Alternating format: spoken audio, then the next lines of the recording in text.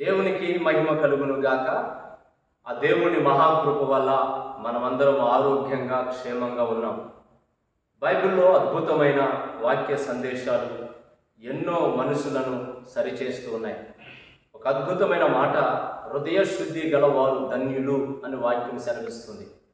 హృదయం శుద్ధిగా ఉండాలని దేవుడు కోరుకుంటున్నాడు. ఎందుకంటే మన దేవుడు పరిశుద్ధుడు. ఆయన పరిశుద్ధుడు, ఆయన పాపము లేని దేవుడు. పాపము లేని పరిశుద్ధుడు కాబట్టి మనము కూడా, తన బిడలమైన మనము పరిశుద్ధులుగా ఉండాలని దేవుడు ఆశపడుతున్నాడు. మనలో అపవిత్రత చోటు చేసుకోకూడదు. అపవిత్రతకు మనము తావివ్వకూడదు. మన హృదయము యేసుక్రీస్తు రక్తము చేత కడగబడి పరిశుద్ధపరచబడాలి. యేసుక్రీస్తు రక్తము చేత కడగబడినప్పుడు మనము పవిత్రులుగా, నీతిమంతులుగా మార్చబడతాం.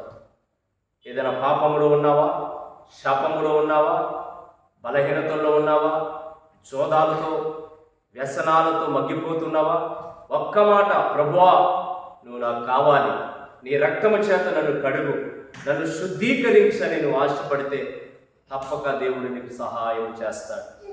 దేవుడు మిమ్మల్ని దీవించి ఆశీర్వదించును గాక. ఆమేన్.